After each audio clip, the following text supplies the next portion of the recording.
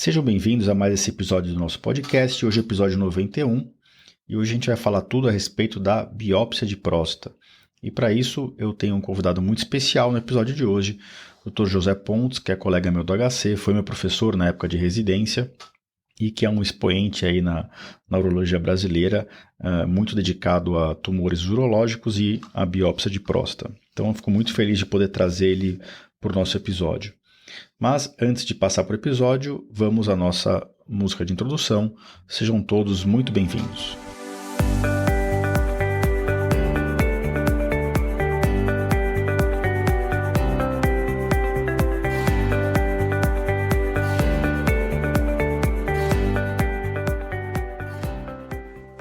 Bem-vindos ao podcast Conversa Aberta com o Urologista. Meu nome é Giovanni Marchini, sou médico urologista formado pela Faculdade de Medicina da USP e serei o anfitrião desse show.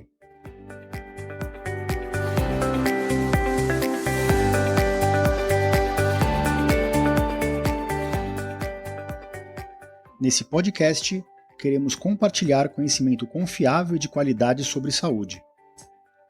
Com um formato único e inovador e sempre com o foco no paciente, nós vamos esclarecer as suas dúvidas, trazendo todos os ângulos das situações vivenciadas no dia a dia da urologia.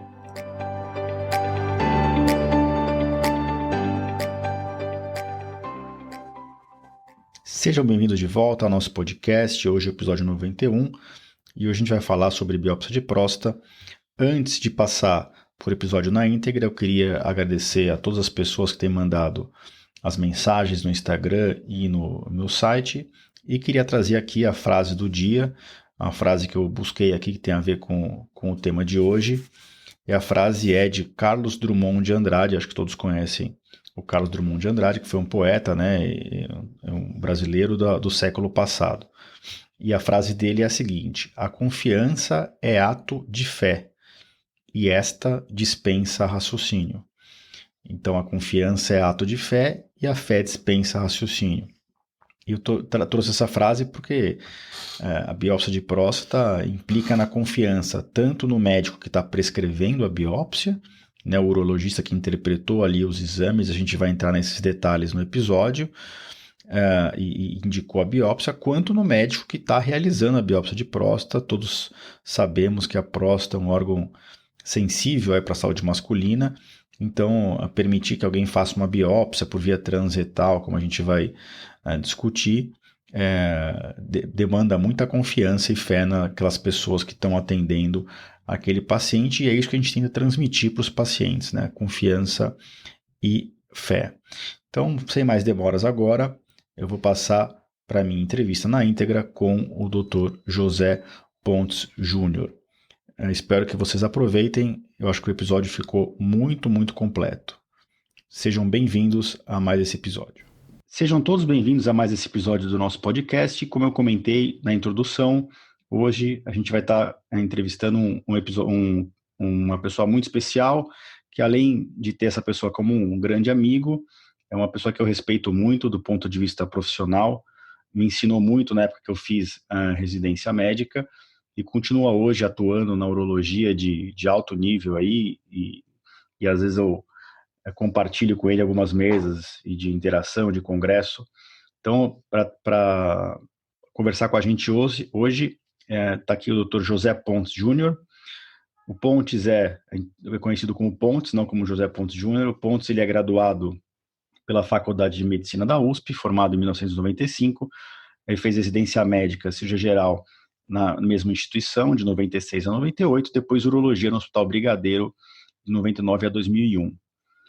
Ele também fez pós-graduação, tem título de especialista em urologia pela SBU, obteve um primeiro lugar no ano de 2000, além disso se especializou em uro-oncologia pelo Instituto Brasileiro do Controle do Câncer, em 2001, e defendeu seu doutorado na Faculdade de Medicina da USP em 1998.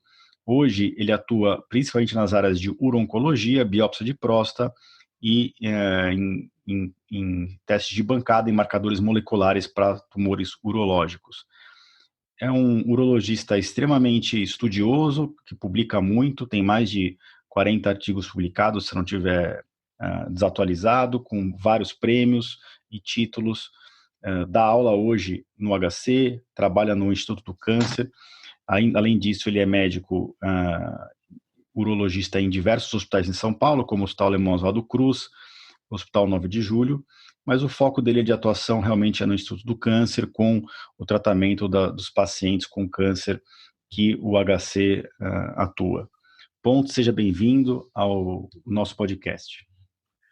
Oi, Giovanni, eu queria agradecer o convite. Para mim é uma grande oportunidade de discutir o assunto do câncer de próstata e do diagnóstico do câncer de próstata, que é feito através da biópsia de próstata. Como o Giovanni falou, eu já estou nessa área há mais de 20 anos e tenho me destacado na realização do exame de biópsia, né, que é o nosso bate-papo aqui de hoje. Bom, seja bem-vindo. Eu queria já quero gravar esse episódio há algum tempo. Realmente estava faltando a gente conseguir juntar os nossos horários aí, os dois bem ocupados sempre, né? E eu queria acho que para introduzir o assunto, a gente podia começar, eu mesmo te perguntando, por curiosidade, como que começou a sua motivação e o seu interesse, né, na realização da biópsia de próstata? O que te motivou e te levou a estudar e até hoje se atualizar, como você é um dos pioneiros aí em São Paulo e no Brasil da biópsia de próstata? Giovanni, tudo começou logo no final da minha residência. Eu trabalhava no Hospital do Homem, no Hospital Brigadeiro aqui em São Paulo, que é um centro de referência no tratamento da saúde do homem, né? E a gente sabe que o câncer mais comum do homem é o câncer de próstata, né? E o hospital lá tinha toda a infraestrutura para fazer o tratamento do câncer de próstata. Tinha centro cirúrgico, tinha como encaminhar os pacientes para radioterapia e para quimioterapia. No entanto, pasme, que o diagnóstico do câncer de próstata, que era algo bem mais simples do que o tratamento, não era disponível na nossa instituição. Então, quando a gente tinha um paciente com suspeita de câncer, a gente tem que pedir a biópsia. A biópsia é aquele exame onde são retirados alguns fragmentos do órgão específico, esses fragmentos são encaminhados para um laboratório de patologia e esses fragmentos são muito pequenos e são analisados no microscópio, e é ali que vem o diagnóstico do câncer de próstata. E naquela época a gente não tinha um serviço de biópsia na nossa instituição, então a gente tinha a suspeita do câncer de próstata e era obrigado a encaminhar o paciente, né, no caso era o sistema público, e às vezes esperávamos 6 meses, 8 meses, 10 meses até a gente ter o retorno, né, do diagnóstico. Então, era difícil o acesso a esse exame no sistema público de saúde, isso até bem pouco tempo atrás, e isso na cidade mais rica do Brasil, que é São Paulo, né? Então, eu lembro quando, em 1999, né, o chefe do serviço, que era o Dr. Forjaz, apareceu com um ultrassom e com um probe transretal e nos ensinou a fazer a biópsia de próstata, e eu comecei, então, desde 1999, a fazer o exame. Isso com o intuito de a gente ter o diagnóstico e poder oferecer o tratamento de uma forma mais precoce e mais segura. Então, foi aí que eu comecei meu interesse na biópsia de próstata. De lá para cá, já são 23 anos, né, fazendo esse exame, né, que não há dúvida que evoluiu muito nesses últimos anos, nós vamos tocar em breve nesse assunto. Mas foi assim que começou, Giovanni. Interessante, né? Você sempre começa a mudança, né? A busca por conhecimento sempre começa com um problema, com uma dor, né? E você resolveu o problema disso no hospital lá. O Pontes, eu sei um pouquinho do histórico, mas eu queria que você contasse para quem está nos ouvindo. Diferentemente de São Paulo, onde a maior parte das biópsias de próstata são realizadas por radiologistas intervencionistas, acredito que você seja uma ótima exceção aqui em São Paulo. Fora de São Paulo, muito urologista, né? Mais nas cidades do interior e em outros grandes centros, grande parte das biópsias realmente é realizada por urologistas. Então explica para a gente aqui rapidamente quem que realiza a biópsia de próstata no Brasil? É urologista, é radiologista, são os dois? Tem alguma outra especialidade que faz? Qual que é, não sei se você tem algum levantamento, algum número da Sociedade Brasileira de Urologia para passar para a gente? Tem alguma estimativa de qual a porcentagem das biópsias são realizadas por uma ou outra especialidade? Bom, Giovanni, isso é muito heterogêneo, né? Mas você deu um resumo do que acontece no Brasil. A maior parte do nosso país, quem faz biópsia é urologista, e eu vou adiantar, na maior parte do mundo também, no planeta Terra, quem faz biópsia é urologista. A biópsia, ela está no rol de atividades, né, do urologista da nossa especialidade. Mas é um exame que também pode ser tranquilamente feito pelos nossos colegas radiointervencionistas, como você mesmo citou. Se você perguntar para mim em termos de número, eu não sei te dizer o número exato, mas a maioria dos serviços aqui em São Paulo ainda é feito por radiologistas, enquanto que no resto do país a maior parte é feita por urologistas. Do ponto de vista filosófico, eu acho que é importante que quem tem que fazer o exame é aquela pessoa que tem a habilidade também de tratar a complicação. E por isso que eu acho que, nesse momento, para a biópsia de próstata, eu acho que é um exame que deve ser feito preferencialmente pelo urologista, porque existem algumas complicações. Essas complicações não são factíveis de serem tratadas por um radiologista. Por isso que, na minha visão, eu acho que é um exame do urologista, mas se o radiologista tem treinamento específico, eu não vejo problema nenhum que ele faça o exame também, né? Desde que ele tenha esse respaldo, né, Pontes, que ele tenha a capacidade, eu tenho um serviço de urologia no qual ele consiga encaminhar o paciente rapidamente caso ocorra alguma complicação, né? Sim, ele tem que ter um serviço de retaguarda com o urologista para fazer a biópsia. Já quando a biópsia é feita por um urologista, ele já está ali a retaguarda junto, na necessidade dele convocar ou mesmo solicitar, via de regra, a assistência, a ajuda de outro profissional, no caso, né? Caso tenha algum problema. Embora, já de imediato, é bom a gente falar aqui que a biópsia é um procedimento seguro, embora existam complicações, elas são pouco frequentes. Perfeito. A gente vai abordar esse tema mais para frente, mas já fica de antemão dito que é um procedimento muito feito e ainda mais em mãos experientes como a sua, né, Pontes? Ô Pontes, e deixa eu te fazer uma pergunta, que eu sei a resposta, mas eu queria que os pacientes aqui que estão ouvindo a gente tirem essa, não fiquem com dúvida, né?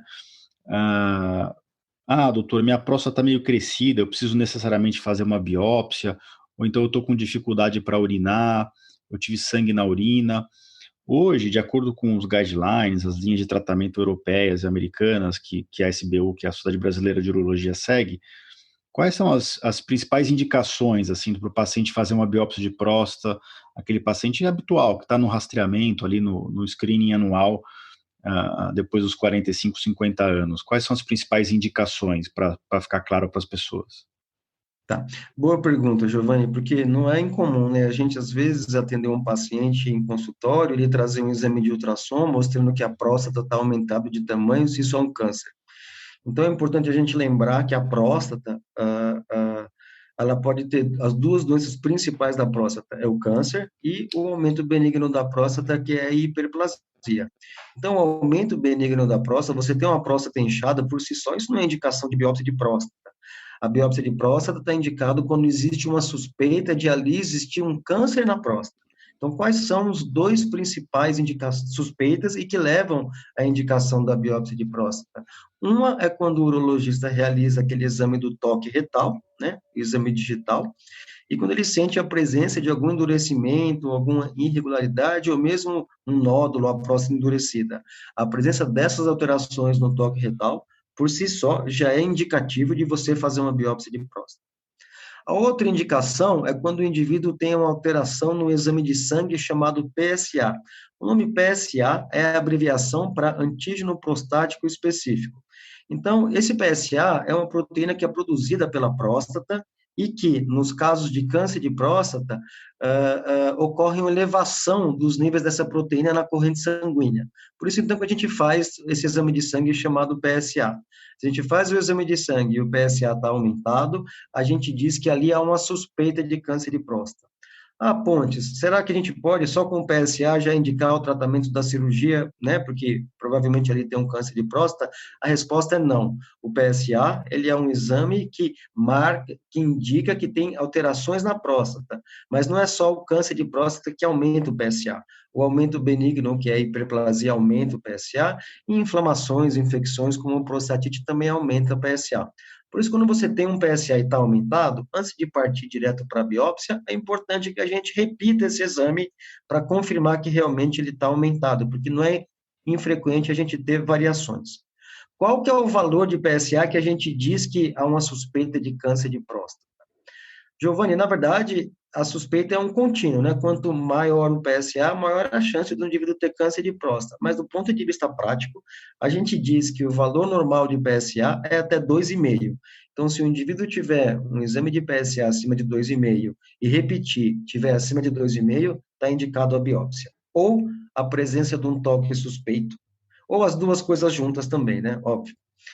Mais recentemente, se fala muito em ressonância multiparamétrica, que é um exame de imagem mais sofisticado, e é o melhor exame de imagem para avaliar a chance do indivíduo ter câncer de próstata, né? A gente, por décadas, né, procurava um exame de imagem que fosse tão bom como a mamografia era para o câncer de mama. E a gente tentou fazer isso com ultrassom, tentou fazer isso com tomografia, e nunca deu certo, até surgir a ressonância de próstata, que até hoje é o melhor exame de imagem. Ela entrou na nossa prática diária há mais de 11 anos, né?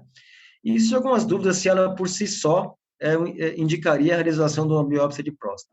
Acho que a mensagem que a gente tem que dar aqui é que para indicar uma biópsia é o toque alterado ou o PSA elevado.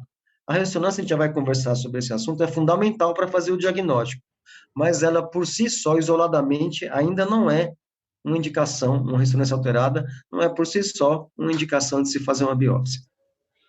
Perfeito, né? Então, acho que dois pontos aqui que você levantou, um bem lá no começo. É muito comum os pacientes virem no consultório assustados, porque às vezes o radiologista comenta, nossa, a próstata está crescida, né? Em geral, qualquer valor acima de 25 gramas eles consideram como crescida. Na verdade, a próstata vai crescendo ao longo da vida, é normal, e naturalmente o PSA vai subindo também. Isso é outro ponto importante que você falou, a evolução do PSA ao longo do tempo, às vezes é mais importante do que um valor isolado, pinçado no tempo ali do PSA.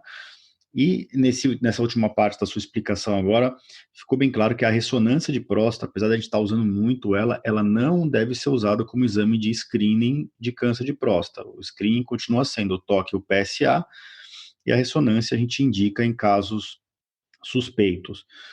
Pontes, tem uma grande discussão em congressos, a gente viu recentemente no UroUSP também, ressonância de próstata multiparamétrica, né? Deixando claro que tem que ser a técnica multiparamétrica. A ressonância de próstata, como ela era feita antigamente, não tem muita utilidade para a gente. A técnica multiparamétrica na mão de radiologista experiente ajuda bastante a gente. Então, fez o toque, ou o PSA está alterado, ou o toque está alterado. Vou indicar uma biópsia, né? O paciente que nunca fez biópsia. A ressonância de próstata, ela é obrigatória fazer antes da biópsia? É melhor fazer antes, é melhor fazer depois? Isso gera discussão na literatura. Qual que é a visão hoje dos guidelines, principalmente o europeu, que é mais atualizado, e qual que é a sua visão hoje, do ponto de vista prático, do dia a dia do urologista? Boa pergunta, Giovanni. Essa é uma pergunta que dá para a gente ficar conversando 3 horas só por esse assunto da ressonância, porque não há dúvida que a ressonância multiparamétrica mudou o panorama do diagnóstico do câncer de próstata. Como eu acabei de falar, a gente esperava um exame que fosse tão bom como a mamografia foi para a mama e surgiu com a ressonância multiparamétrica. Então, ela recebe esse nome porque ela avalia a próstata em várias sequências de imagens, vários parâmetros, por isso que chama de multiparamétrica. Então, um radiologista, ao avaliar uma área suspeita nas diversas sequências de imagem de uma ressonância, ele aplica a classificação PIRADS, né? PIRADS vai de 1 a 5, e a gente diz que a ressonância é suspeita quando o PIRADS é 3, 4 ou 5, ou maior ou igual a 3, né? Então, qual que é a grande vantagem da ressonância, Giovanni? Quando eu falei que a indicação de biópsia, quando você tem um toque alterado ou um PSA, quando você vai fazer uma biópsia para uma pessoa que tem um toque alterado, você sabe onde está aquela região alterada no toque retal e você faz a biópsia direcionada para aquela região da área suspeita. Mas boa parte dos indivíduos que vão para a biópsia hoje vão por conta de um PSA aumentado, então não tem nódulo, né? O PSA aumenta antes do indivíduo ter um nódulo. Então, como que é feita a biópsia se eu não sei onde está o câncer de próstata? Então, nessa situação, eu faço a biópsia randômica, que é distribuir ao acaso a retirada de alguns fragmentos por toda a próstata. E se a gente for parar para pensar, a próstata era um dos últimos órgãos sólidos que era mostrado dessa forma no campo da medicina, e o exame que conseguiu transformar a biópsia de próstata randômica numa biópsia guiada foi justamente a ressonância multiparamétrica da próstata.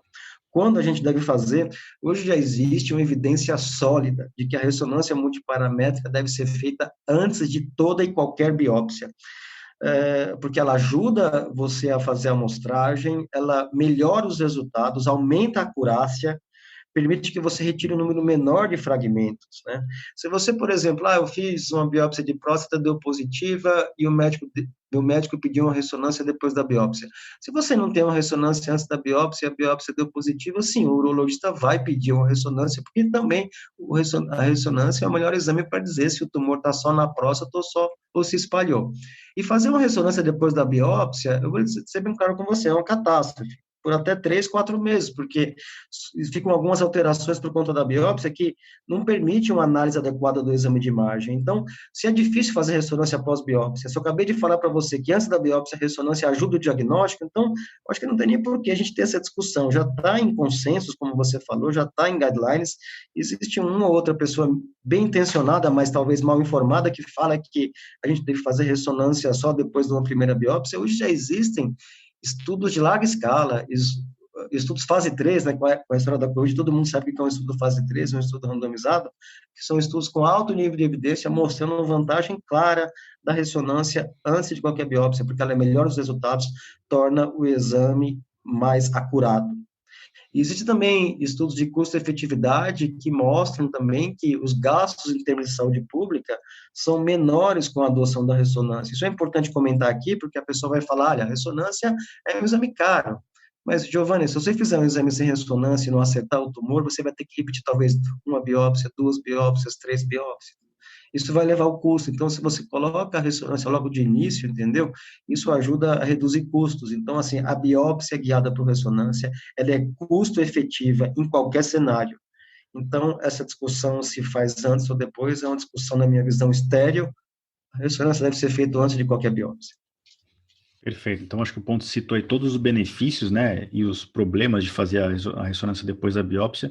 No paciente que já foi biopsiado e veio negativo e precisa de uma nova biópsia, aí é mais importante ainda a ressonância, porque ela já estava indicada lá atrás. Imagina nessa situação em que você não achou o tumor na primeira biópsia, né? Aí a ressonância tem muito strike, né? Você não consegue olhar na imagem depois da biópsia.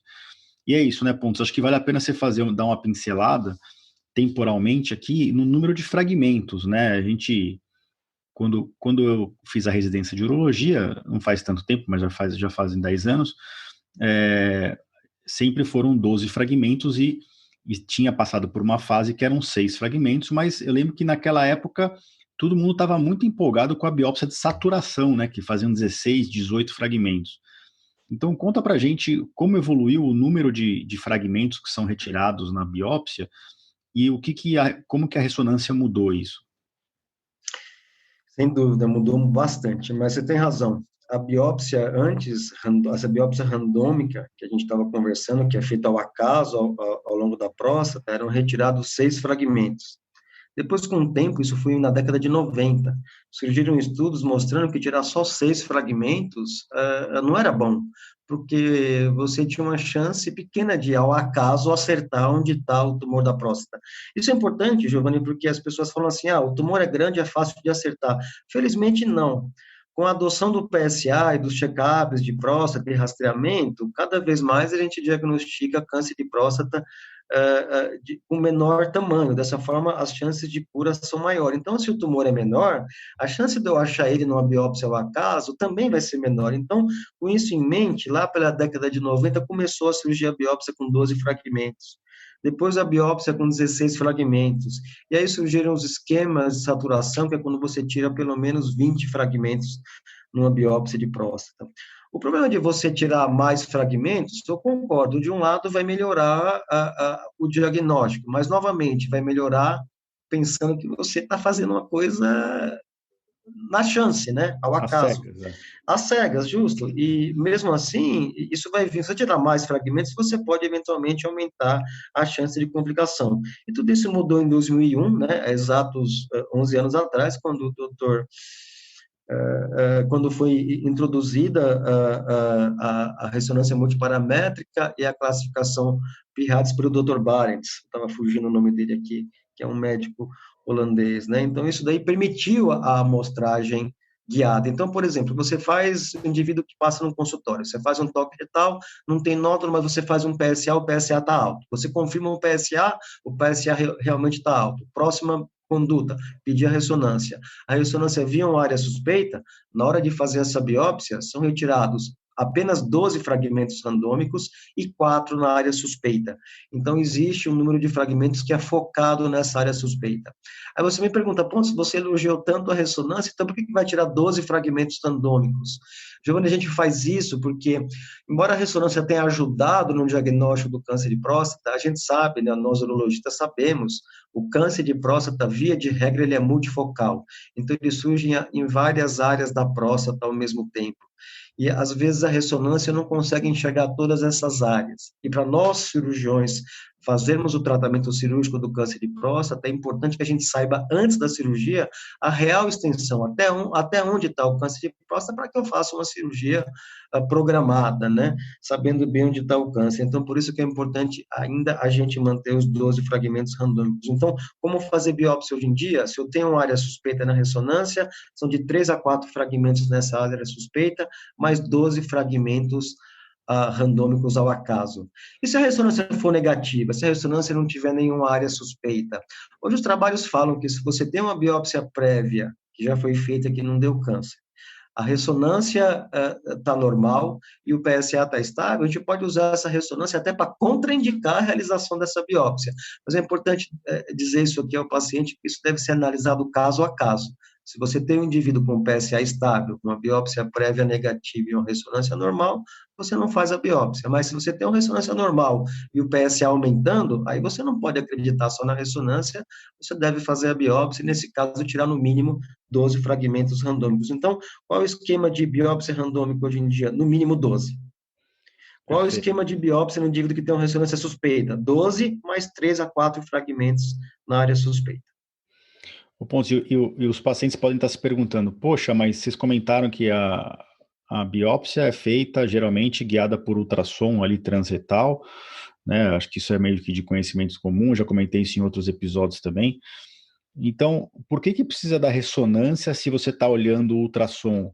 A gente não vê o tumor no ultrassom? Acho que deixa claro isso para o pessoal que está ouvindo. Boa pergunta, Giovanni. Sim, o ultrassom não é um bom exame de imagem para ver câncer de próstata. O ultrassom é um bom exame de imagem para visualizar a próstata e ver o seu tamanho, né? Então, assim, quando eu vejo uma área suspeita na ressonância, por exemplo, eu vou estar fazendo meu exame guiado por ultrassom. Aí, cognitivamente, eu vou tentar descobrir onde está no ultrassom, naquela minha imagem ultrassom em tempo real, aquela imagem que eu vi na chapa da ressonância. Isso é o que a gente chama de biópsia cognitiva. Existe um jeito mais moderno de fazer biópsia guiada por ressonância, que é a biópsia por fusão. Essa biópsia por fusão é interessante porque a gente usa o aparelho do ultrassom e divide a tela do aparelho do ultrassom em dois. A gente alimenta as imagens da ressonância, com aquele CD que os laboratórios de imagem dão para os pacientes, e do outro lado vai estar a imagem do ultrassom em tempo real. Esse aparelho de fusão usa alguns softwares, um tipo de um GPS, que faz com que a amostragem seja mais precisa. Mas a mensagem que tem que ficar aqui é que o ultrassom não é um bom exame para visualizar câncer de próstata. Ele é bom para avaliar o tamanho da próstata e guiar a amostragem da biópsia randômica, no caso, e no caso da biópsia guiada por ressonância, a gente vai ter que estar ali do lado do ultrassom, a imagem da ressonância, para que a gente possa ali fazer a amostragem da área suspeita. Aí você fala, por que a gente não faz a biópsia só guiada pela ressonância? Acho que para um paciente que já fez uma ressonância, a gente sabe que o aparelho da ressonância é meio apertado, não permite que a gente faça tranquilamente e de forma custo-efetiva uma biópsia ali dentro do aparelho da ressonância, que é a biópsia in-bore. Perfeito. E acho que uma mensagem indireta para os pacientes aqui é o seguinte: se você for fazer uma biópsia de próstata e o radiologista ou o urologista não te pedirem a ressonância no dia da biópsia para fazer essa fusão cognitiva, o que é a fusão cognitiva, que nem o Pontes falou? É olhar aonde está a lesão na ressonância e no ultrassom localizar aquela mesma região. Para quem conhece muito anatomia, como nós urologistas e os radiologistas, isso é muito básico na nossa cabeça. E para quem faz muita biópsia, que nem o Pontes, isso fica até melhor do que num software, né? O software é bom, mas não precisa desse computador. A biópsia cognitiva do Pontes, para mim, é mais confiável do que o software. Se ele colocou no software, o software mandou biopsiar num lugar e o Pontes acha que é em outro, eu prefiro a opinião do Pontes. Agora, se o médico que está fazendo a biópsia não tiver nada preocupado em olhar a ressonância, isso tem que gerar certa estranheza, né, Pontes? Hoje, quando um paciente chega sem a ressonância para você fazer a biópsia, não só o laudo, mas as imagens, você deve ficar um pouco incomodado, porque já não é mais a sua rotina, né? A sua rotina é sempre fazer olhando a imagem da ressonância para tentar mirar, vai fazer as biópsias aleatóricas randômicas, como você comentou, mas vai tentar fazer biópsias focadas naquela área suspeita da ressonância. Com certeza, Tá ok.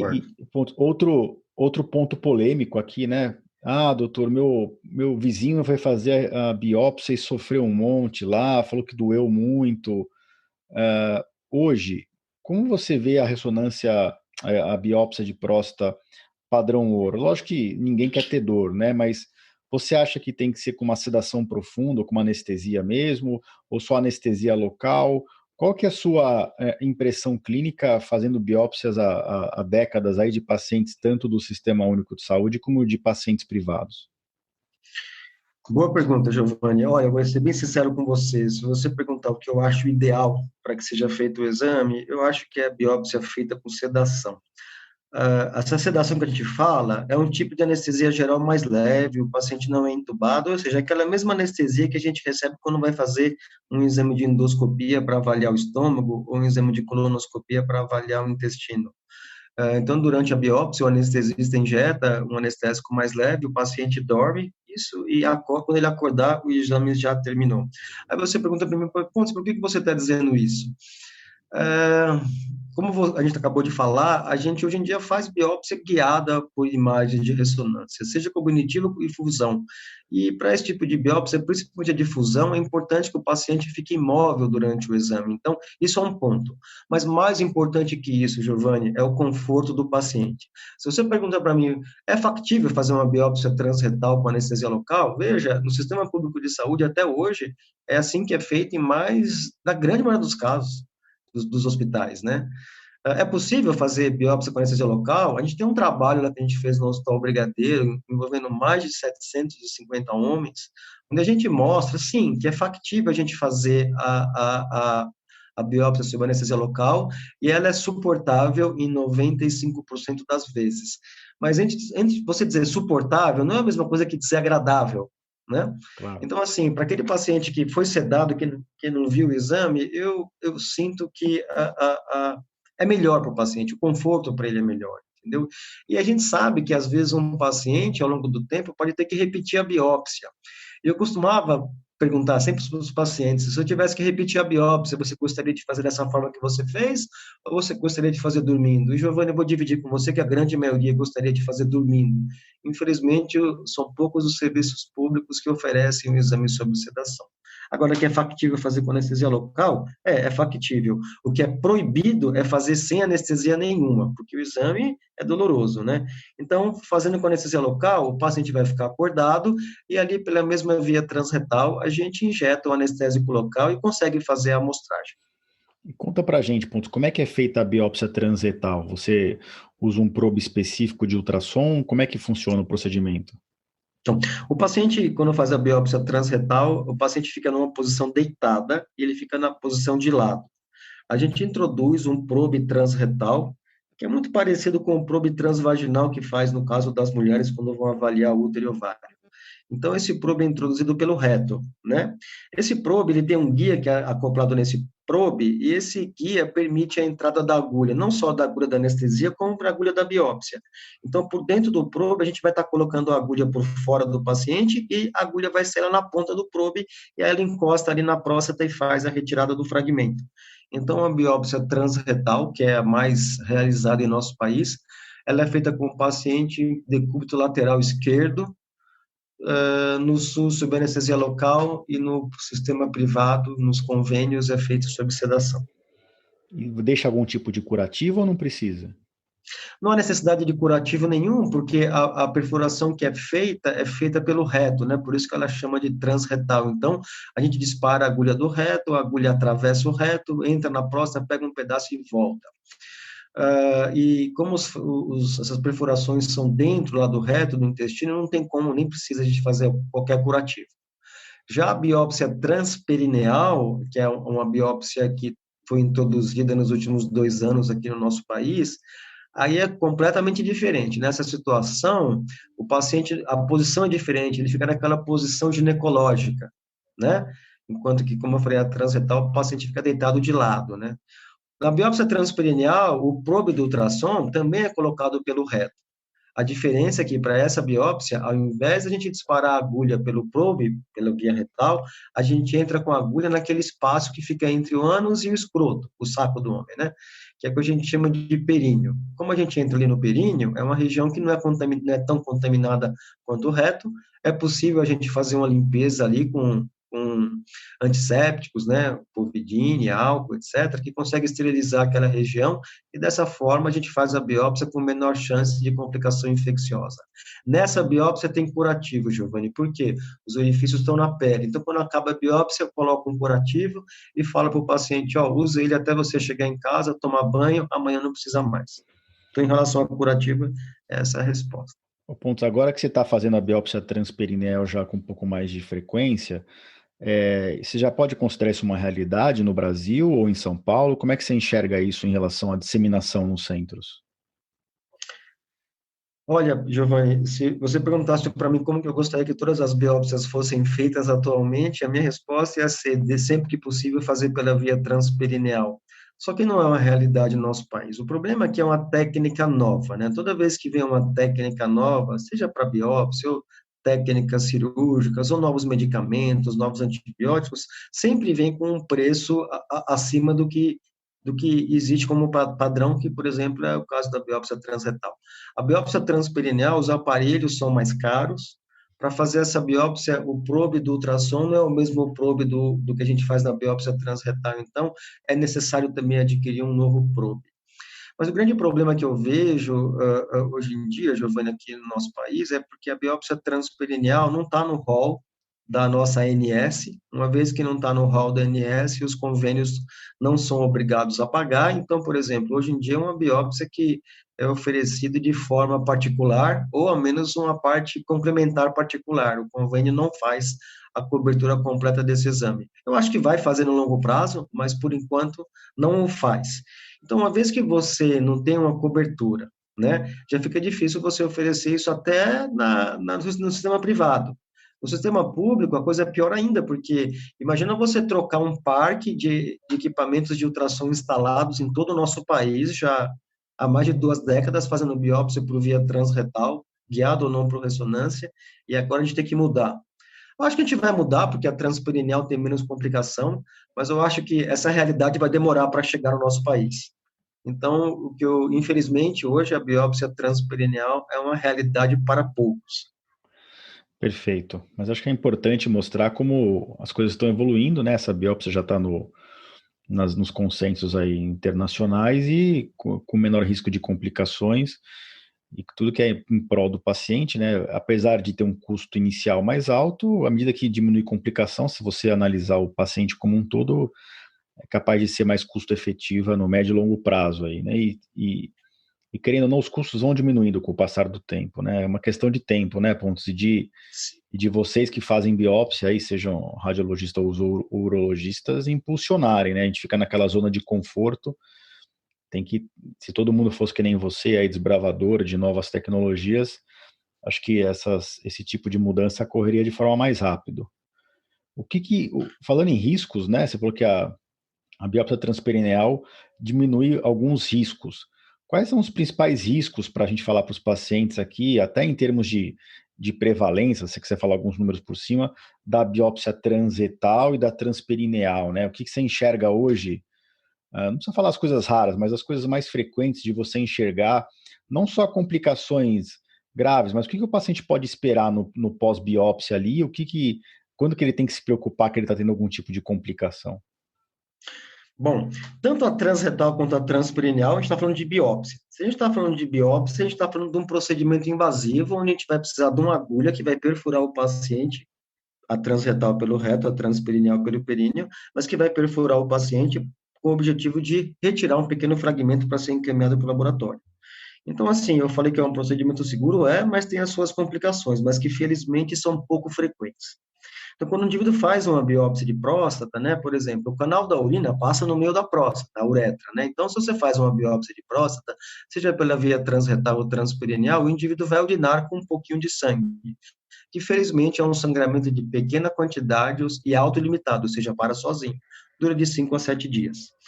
O indivíduo que faz uma biópsia transretal, ele vai ter também sangramento pelo reto, né? Porque a agulha perfura aquela região. E aquela região do reto, Giovanni, é uma região bastante vascularizada, né? Então, assim, ocorre sangramento retal que, felizmente, na grande parte dos casos também é autolimitado, de pequeno volume, dura apenas um dia. A chance de você ter um sangramento retal importante numa biópsia transretal, a ponto de precisar de um procedimento para estancar esse sangramento, a gente sempre fala é 1 em cada 300, é menos de 0,5%. Então, é uma complicação rara. Mas a transperineal tem zero de sangramento retal, uma vez que a gente não fura ali o reto. Aí você vai falar, pontos, mas vai ter sangramento ali no períneo. Giovanni, não vai, porque eu estou vendo onde está a perfuração ali no períneo, a gente faz um tamponamento local e na sequência bota aquele curativo que eu acabei de falar. Então, esse é um ponto em relação a sangramento. Mas não é o sangramento que está fazendo a gente pensar em migrar da biópsia transretal para a biópsia transperineal. O que está fazendo a gente migrar, e a literatura mundial também, é o problema das infecções, né? Uma vez que você faz uma biópsia transretal, não há como você esterilizar o reto, não há forma de fazer isso. Então, toda vez que você faz uma biópsia transretal, a gente sabe que toda vez que a agulha atravessa o reto e entra na próstata, ela vai estar jogando para dentro da próstata aquelas bactérias que estão ali no reto. No reto não fazem mal nenhum ao indivíduo, estão nas fezes. Mas na próstata, lá vai causar uma infecção urinária. Por isso, todo mundo que faz uma biópsia transretal tem que tomar antibiótico, que começa na véspera do exame e continua por, em média, por 3 dias após o procedimento, né? E qual que é o problema de infecção no mundo? Aí esquece o assunto biópsia.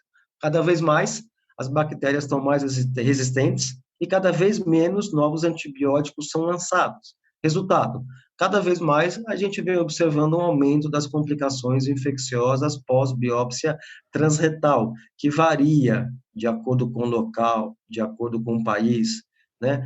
Varia algo ao redor de 1 a 5%, né? Não é pouco, né? Se falar 5%, 1 de cada 20 biópsias vai ter uma complicação infecciosa. Já a biópsia transperineal, uma vez que eu não passo a agulha pelo reto, uma vez que eu consigo limpar, fazer a esterilização ali da pele do períneo, as chances de infecção tendem a zero. Quando eu falo para você tendem, é porque, assim, alguns trabalhos mostram uma chance de 0,1%, 0,2%. Então, é uma taxa de infecção mais de 10 vezes menos do que uma biópsia transretal. Numa biópsia transperineal, a gente faz uma dose única de antibiótico ali na hora do exame, né? Então, quando você pergunta para mim, nossa, onde está a grande vantagem de fazer biópsia pelo períneo? É diminuir a infecção, o que já é uma grande vantagem. Só não capilarizou, só não é nossa realidade hoje em dia pelos problemas dos custos e, como você bem disse, vai reduzir ao longo do tempo e da cobertura que uma hora vai ser alcançada. Então, assim, em termos percentuais, infecção na transretal vai 5%, na transperineal 0,1%. O Pontes, e você comentou aí rapidamente, quais são os cuidados no pré-biópsia? Então, o antibiótico começa na véspera, você faz algum tipo, você pede para o paciente fazer algum tipo de limpeza do intestino, você limpa na hora, ou isso não se faz mais? Então, a limpeza do intestino, né, que é aquele flit que vende na farmácia, um simples enema, limpeza simples retal, parecida com aquela que a gente faz para colonoscopia, não reduz a chance de infecção porque não esteriliza o reto. Não tem como você esterilizar o reto fazendo uma simples lavagem. Existem alguns estudos mais recentes que mostram que uma lavagem intestinal, né, feita por baixo, com um enema com álcool iodado, que é algo que não tem disponível no nosso Brasil, diminui a chance de infecção, mas também não zera, Giovanni, apenas reduz, né? Então, por exemplo, o que eu tenho feito quando a gente faz biópsia transretal, principalmente no sistema público, quando a gente não tem disponível os antibióticos endovenosos, a gente faz uma limpeza com a gás embebida com povidina e faz uma limpeza ali do reto, com o intuito de reduzir as complicações infecciosas, a gente consegue reduzir, mas não zera. Se eu quero zerar a infecção, o caminho a se seguir é fazer a biópsia pelo períneo, como eu já falei. Em relação a outros cuidados que a gente tem, agora vamos mudar um pouquinho só, não falar só de infecção, mas a gente pede que no dia da biópsia o paciente evite esforço físico, né? E o motivo para isso você me perguntou agora há pouco se existe curativo naqueles orifícios que são feitos na biópsia transretal, eu falei que não tem.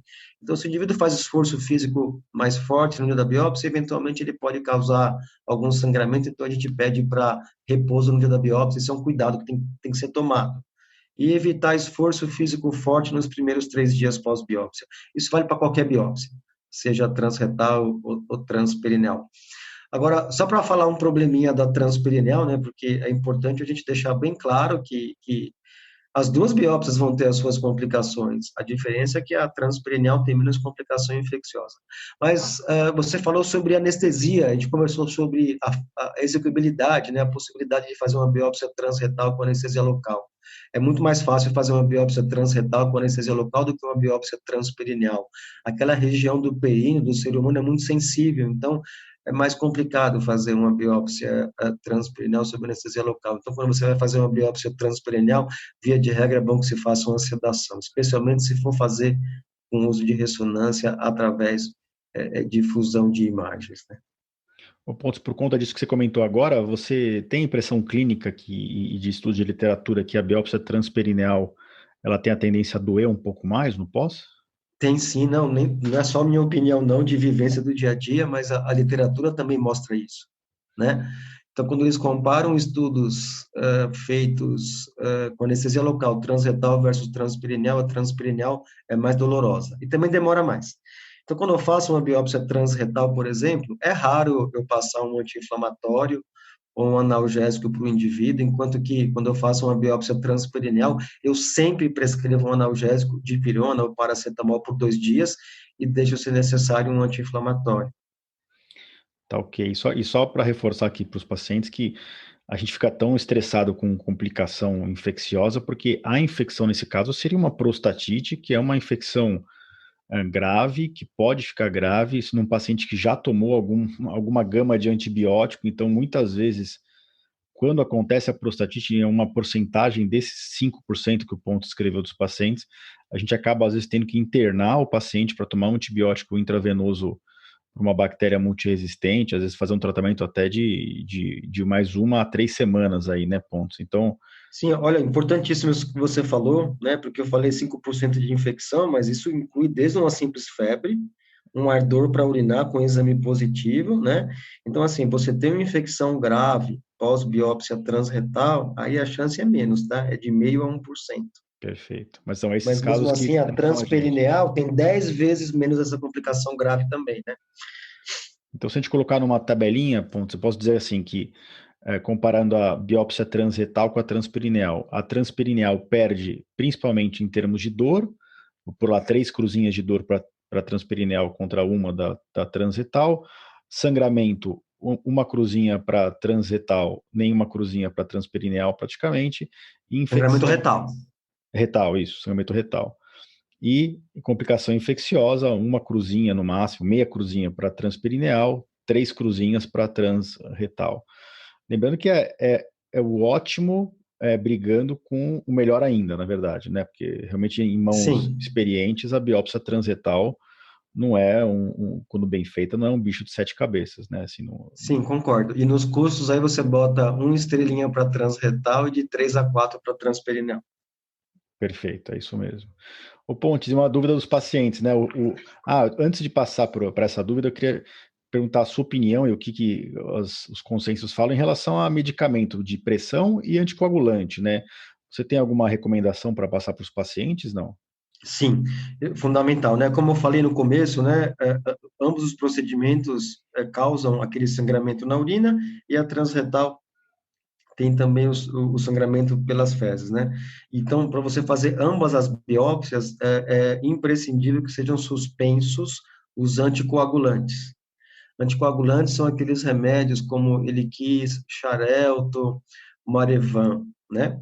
Eles devem ser suspensos, isso varia de acordo com o medicamento, né? Os anticoagulantes de nova geração podem ser suspensos por 2 dias antes, enquanto os anticoagulantes orais clássicos, Marcomar, Marevan, são suspensos 7 dias antes.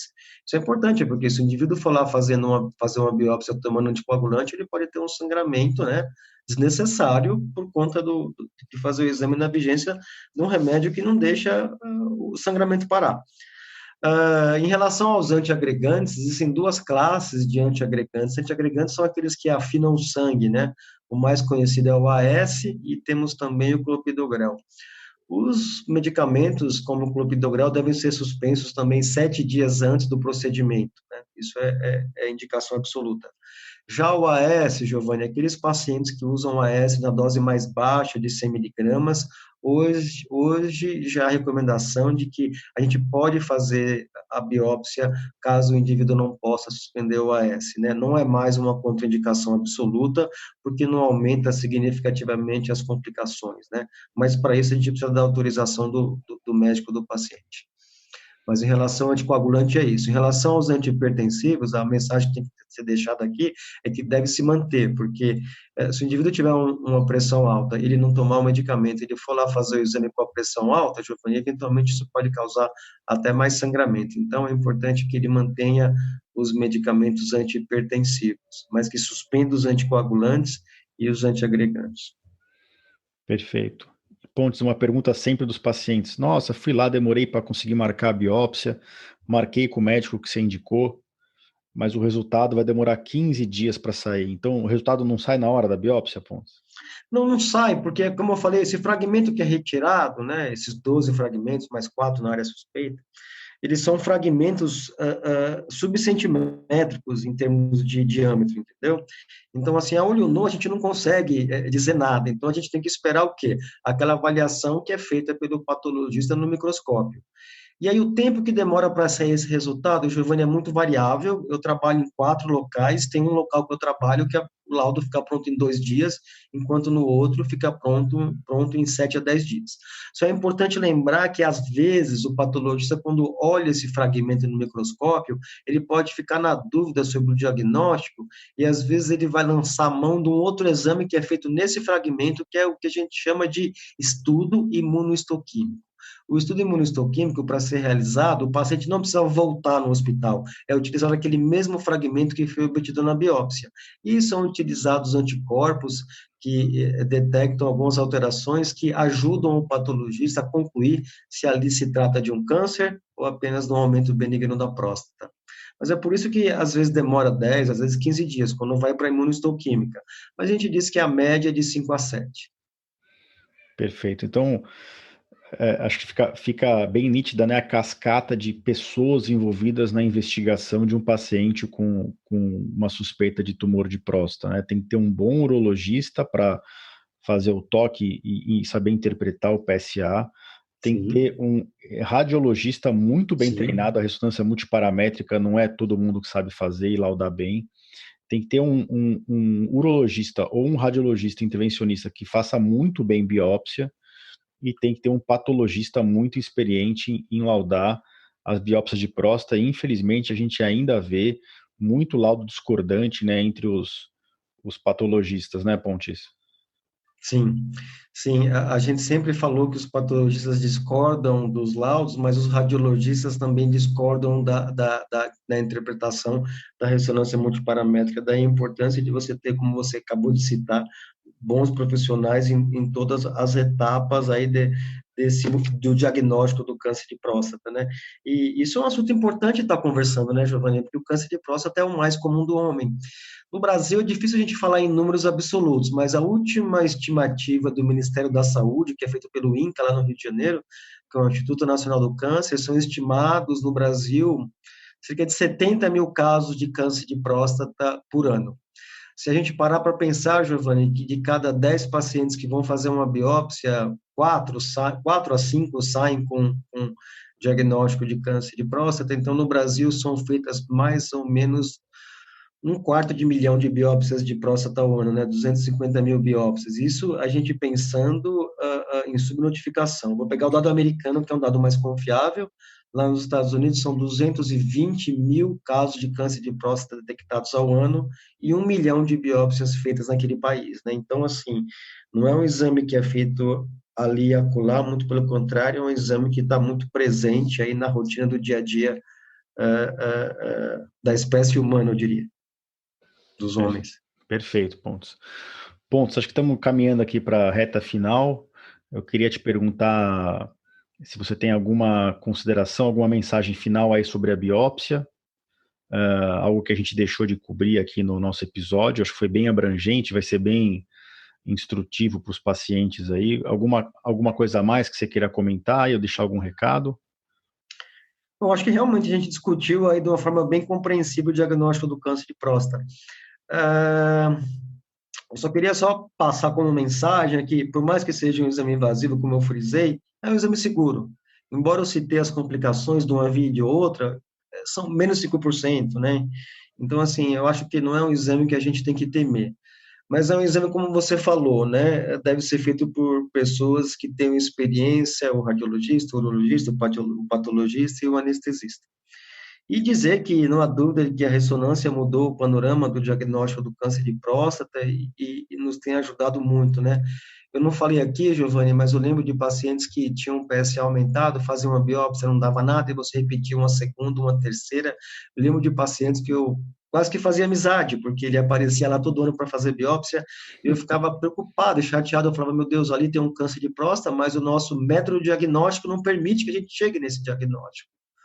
E a ressonância mudou esse cenário, né? Hoje eu não vejo mais esse tipo de paciente que é obrigado a fazer 4, 5 vezes um exame para chegar numa conclusão, né? Então, eu queria falar isso, né? Que a ressonância fez com que nós deixássemos de ser o último órgão sólido do corpo humano que fazia diagnóstico enfiando a agulha ao acaso para tentar achar o tumor e a ressonância permitiu aí o diagnóstico guiado. Mais coisa está por vir, a gente está vendo que dados novos de exames de PET e de PSMA pode ajudar no diagnóstico do câncer de próstata, o microultrassom também, então acho que daqui a 1, 2 anos nós vamos estar atualizando esse nosso podcast, Giovanni. Com certeza vou te convidar de novo para voltar aqui e passar todas as novidades.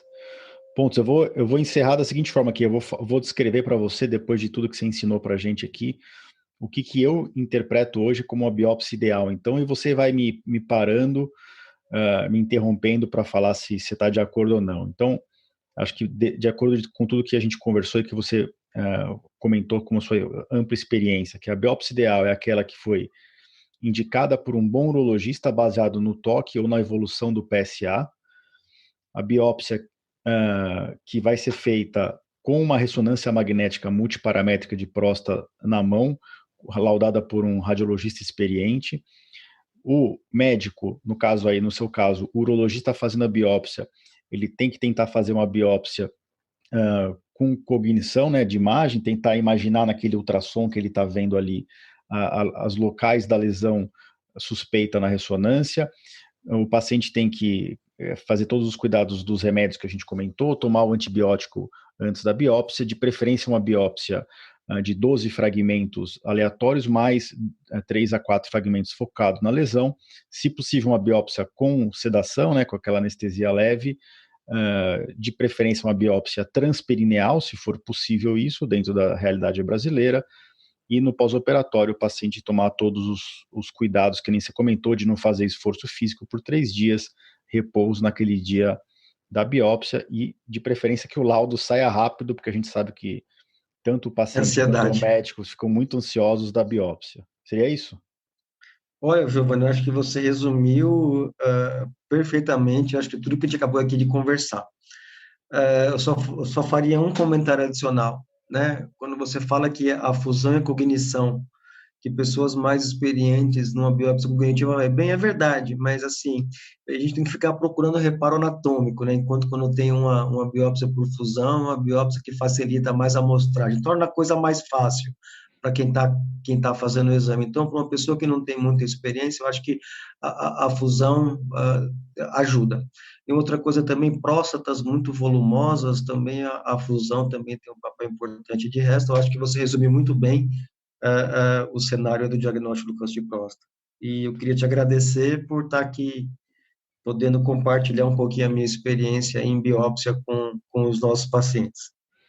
Pontes, se as pessoas quiserem conversar com você, te achar, você quer deixar alguma forma de contato, um e-mail ou então uma rede social que você tem mais atuação aí? Eu faço sempre questão de divulgar o nome da pessoa que está participando aqui como convidado do podcast. Se alguém tiver alguma dúvida para tirar, ou mesmo se alguém quiser receber uma indicação de biópsia, quer saber como é que marca com você, o que você pode falar para a gente aí de formas de contato contigo? Bom, Giovanni, meu Instagram é o meu nome, José Pontes 2311.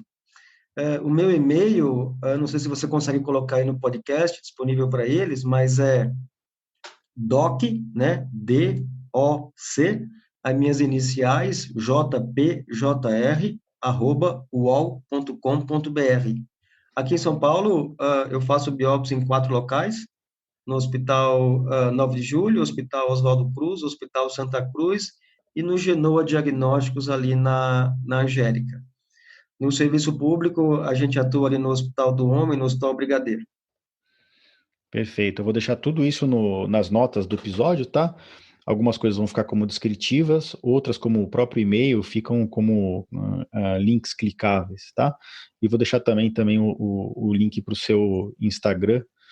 E para quem está ouvindo, precisa de uma biópsia de próstata, altamente recomendo. Aí o Pontes é um ótimo, não só urologista, como um médico que realiza biópsia de próstata, e tem um ótimo contato também com a equipe de patologia e pode indicar para quem está fazendo a biópsia, para o médico prescritor da biópsia, as melhores equipes para fazer o laudo da biópsia, para a gente não cair em celeumas aí de tratar de forma errada o paciente.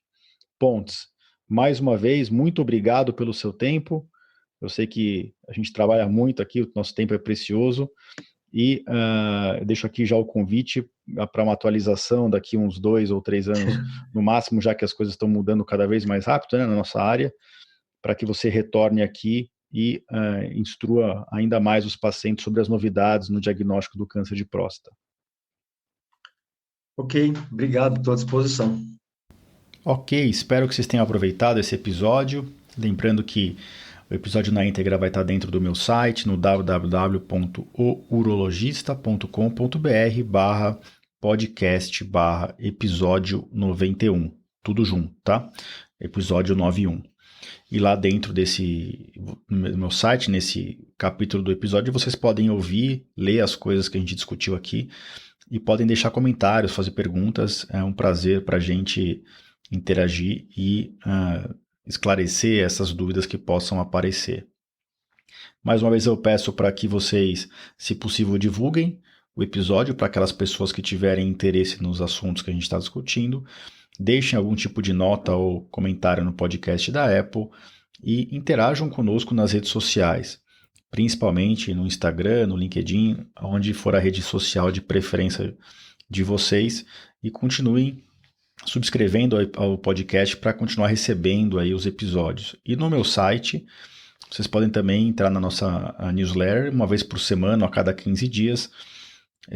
Eu emito algum tipo de publicação no site e vocês recebem isso de forma informativa. Prometo não encher a caixa de mensagens de vocês. E com isso a gente vai ficando por aqui. Mais uma vez, obrigado para quem ficou até o final. E a gente se encontra aqui no podcast daqui a 2 semanas. Um grande abraço a todos.